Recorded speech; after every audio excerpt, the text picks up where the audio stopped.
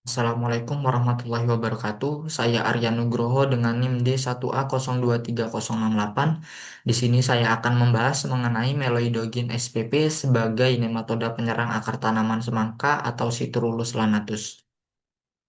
Untuk klasifikasinya sendiri termasuk Kingdom Animalia, filum Nematoda, kelas Echernethea, ordo Tilensida, family Heteroderidae, genus Meloidogyne, spesies Meloidogyne spp.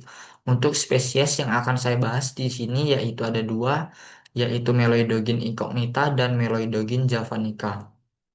Untuk latar belakang, tanaman semangka atau Citrullus lanatus merupakan komoditas penting keluarga Cucurbitaceae yang dibudidayakan luas untuk konsumsi buah segar dan perdagangan. Semangka sangat rentan terhadap gangguan akar oleh nematoda penghasil puru, root knot nematode, yang ditemukan sering dan melimpah pada lahan semangka di berbagai wilayah tropis dan subtropis. Root knot nematode sangat mudah beradaptasi, parasit obligat yang menyerang akar tanaman dan membentuk simbiosis parasitisme jangka panjang dengan inangnya. Salah satu tanaman yang terdampak buruk oleh RKN adalah semangka. RKN dipandang sebagai masalah serius yang menurunkan kualitas dan kuantitas produksi semangka di seluruh dunia. Untuk penyakit yang menyerang itu disebut peru akar atau root knot disease. Gejala umum yang disebabkan oleh infeksi Meloidogyne spp adalah menguningnya daun di sekitar tajuk, tanaman menjadi kerdil, pertumbuhan terhambat, layu pada siang hari meskipun air tersedia bagi tanaman. Tanaman semangka yang terinfeksi oleh Meloidogyne spp menunjukkan gejala hiperplasia pada jaringan akar seperti pada gambar. Jaringan akar tanaman yang bengkak tersebut banyak dikenal sebagai puru. Puru tersebut karena puru terbentuk karena terjadi pembelahan sel dan pembesaran sel secara berlebihan pada jaringan perisikel tanaman.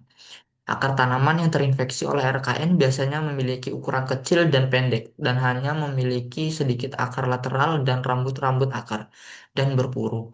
Bentuk puru akibat serangan RKN berbeda tergantung pada spesies RKN yang menginfeksi.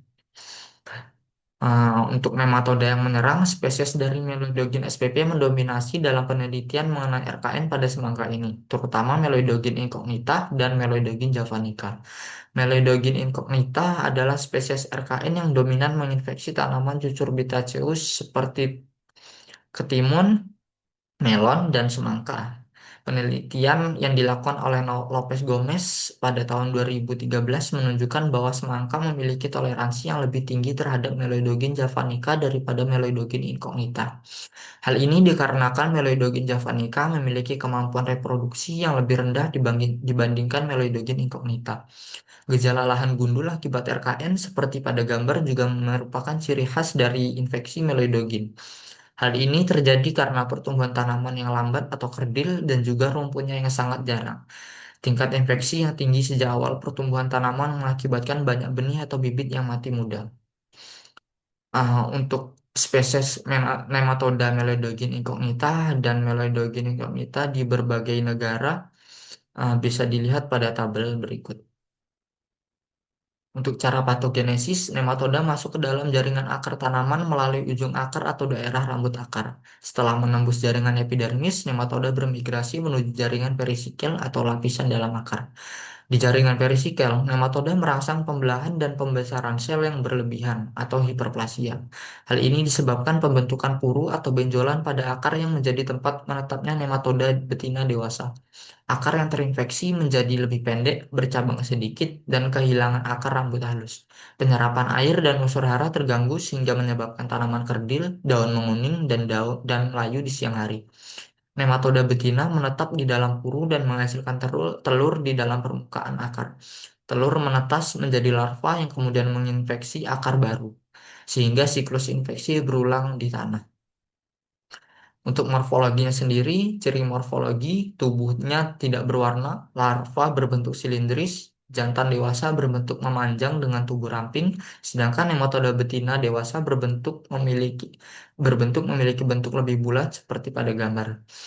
Dinding tubuh Dinding tubuh Meloidogyne spp terdiri dari 3 lapis, yaitu lapisan kutikula, hipodermis, dan lapisan otot.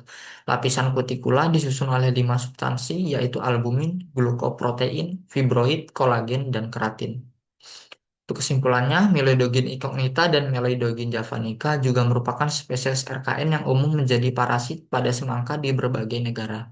Tanaman semangka memiliki toleransi yang lebih tinggi terhadap Melodogin javanica daripada Melodogin incognita. Hal ini dikarenakan Melodogin javanica memiliki kemampuan reproduksi yang lebih rendah dibandingkan Melodogin incognita.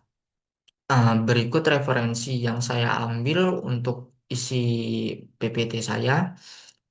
Sekian pembahasan dari saya. Terima kasih kepada teman-teman yang telah mau mendengarkan dan telah menonton. Saya ucapkan wassalamualaikum warahmatullahi wabarakatuh.